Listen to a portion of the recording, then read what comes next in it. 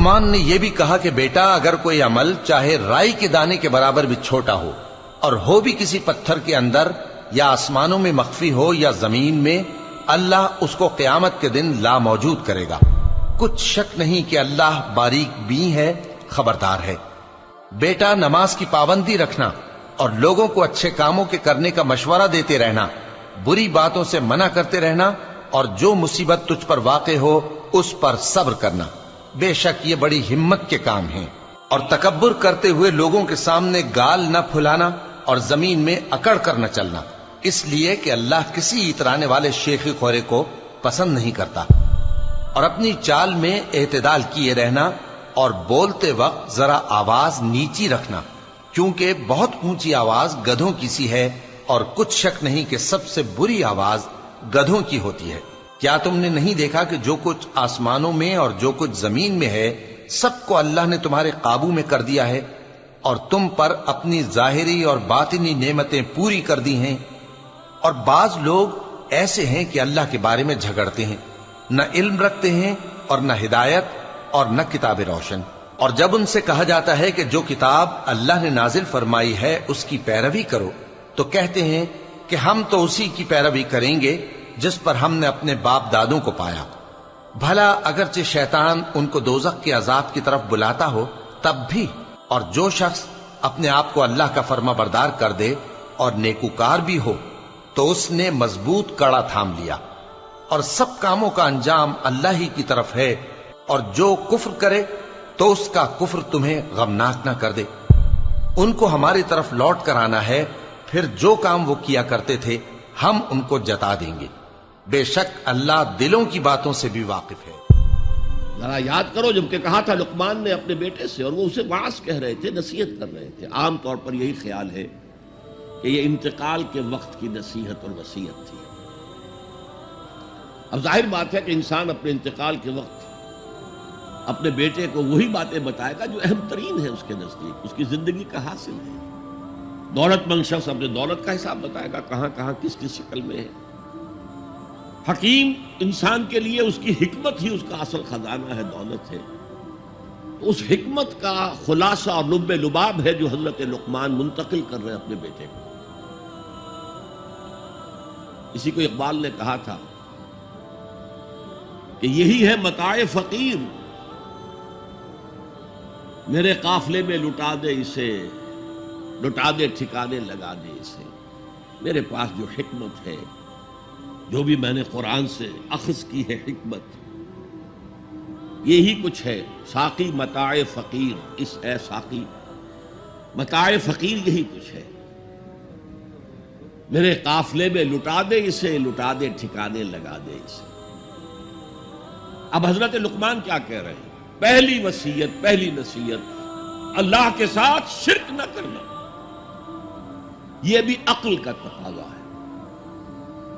یہ پورا نظام کائنات کا اتنا مرکزیت لیے ہوئے ہے، اس کے اجزاء آپس میں اس طرح مربوط ہیں کہ یہاں کنٹرول کسی ایک ہی ہستی کا چل سکتا ہے، دو کا نہیں۔ دو کا ہوگا لفسدتا، اللہ کے سوا بھی کوئی الہ ہوتا تو کائنات میں فساد ہو جاتا ہے۔ ایک کی مرضی یہ ہے، دوسرے کی یہ ہے۔ قرآن میں یہ بھی آیا ہے کہ پھر ہر جو الہ، ہر خالق اپنی شے لے کے علیحدہ ہو جائے گا۔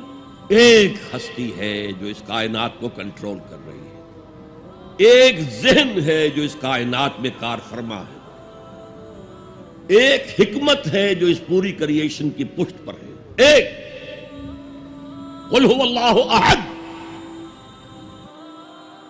اب اس کے بعد پھر حضرت لقمان کی نصیحت، یا بنی انہا ان تک مثقال حبۃ من خردل، اے میرے بچے، انہا اس میں عمل کا معاملہ ہے، عمل سیئہ ہو یا حسنہ ہو، ہا کی ضمیر مؤنث آئی ہے، انہا نیکی ہو یا بدی ہو، انہا ان تکو مثقال حبۃ من خردل، اگر وہ رائی کے دانے کے ہم وزن بھی ہو، پھر وہ نیکی یا بدی، فتکن فی صخرۃ، کسی چٹان کے پیٹ میں گھس کر کیا گیا ہو، او فی السماوات، یا فضاؤں میں کیا گیا ہو، خلاؤں میں کیا گیا ہو، او فی الارض، یا زمین کے پیٹ میں کیا گیا ہو، یات بہ اللہ، اللہ اسے لے آئے گا۔ کائے کے لیے لے آئے گا؟ جزا و سزا کے لیے لے آئے گا۔ انسانی اعمال میرے بیٹے یہ جان لو ضائع ہونے والی چیزیں نہیں، ان کے بدلے نکلیں گے، ان کے نتائج نکلیں گے، ان کے بدلے مل کر رہے ہیں۔ چھوٹی سی چھوٹی چیز بھی، رائی کے دانے کے ہم وزن بھی ہو، مثقال ثقل سے بنا ہے، ثقل کہتے ہیں بوجھ کو، تو اگر وہ رائی کے دانے کے ہم وزن بھی ہوگا تو کہیں نہیں چھپے گا، اسی لیے آیا تھا فَمَنْ يَعْمَلْ مِثْقَالَ ذَرَّةٍ خَيْرًا يَرَهُ وَمَنْ يَعْمَلْ مِثْقَالَ ذَرَّةٍ شَرًّا يَرَهُ۔ کسی نے اگر ذرے کے ہم وزن نیکی کی ہوگی وہ بھی اپنے سامنے پائے گا، اور ذرے کے ہم وزن کوئی بدی کی ہوگی وہ بھی سامنے پائے گا۔ ان اللہ لطیف خبیر، یقیناً اللہ تعالی لطیف ہے، باریک بین ہے، اور خبیر ہے، باخبر ہے، ہر شے سے باخبر ہے۔ لا یخفی علیہ شیء فی الارض ولا فی السماء، کوئی شے اس پر مخفی نہیں ہے، نہ زمین کی نہ آسمانوں کی۔ تیسری نصیحت، یا بنی اقم الصلاۃ وامر بالمعروف وانہی عن المنکر واصبر علی ما اصابک۔ اے میرے بچے نماز قائم رکھ۔ اب نماز سے مراد کون سی نماز ہے؟ آپ اس سے اپنی نماز نہ سمجھیے، ہم سے پہلے بنی اسرائیل کے اندر کچھ اور نماز کی شکل تھی،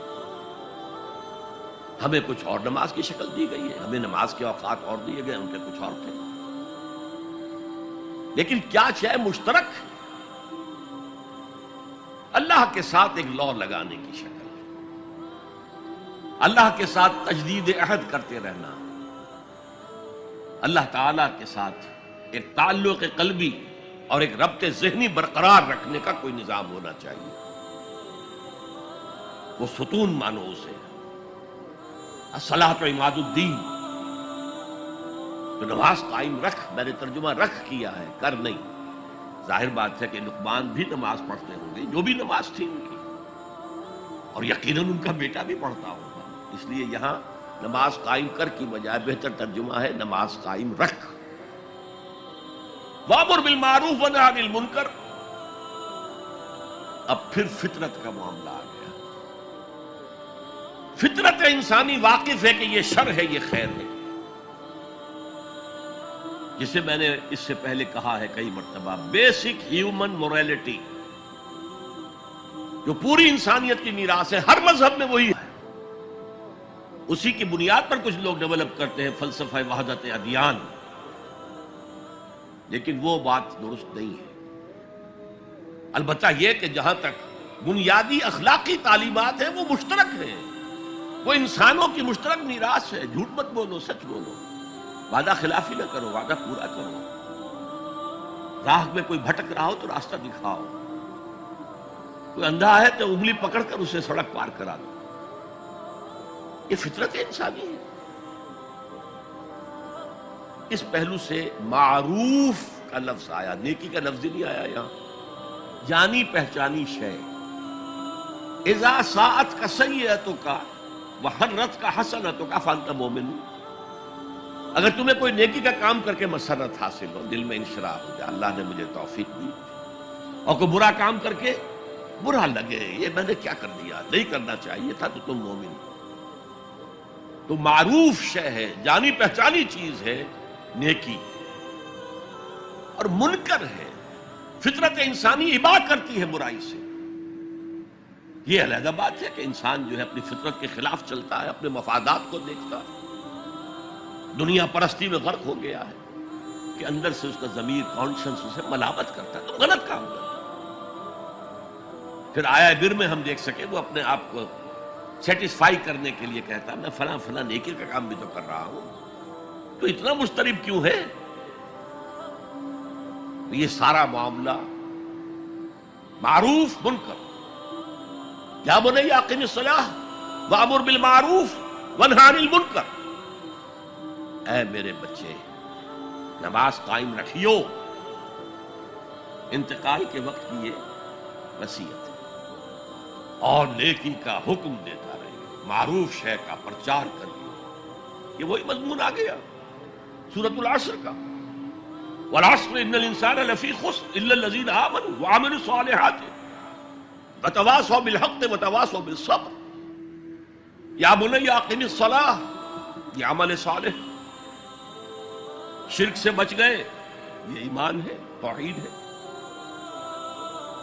وامر بالمعروف ونہی عن المنکر، حکم دے نیکی کا، بھلائی کا، معروف کا، اور روک، منع کر منکر سے،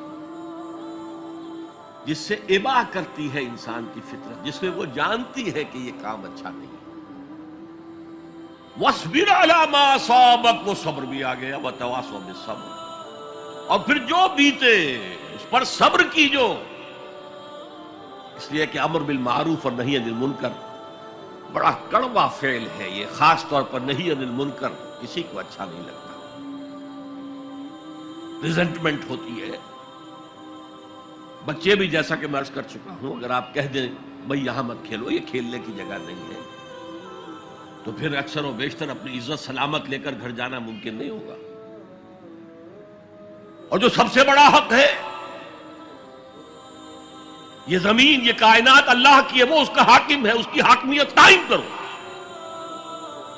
تو جو خدا بنے بیٹھے ہوں، اپنی حاکمیت کا سکہ چلا رہے ہیں، وہ برداشت کریں گے؟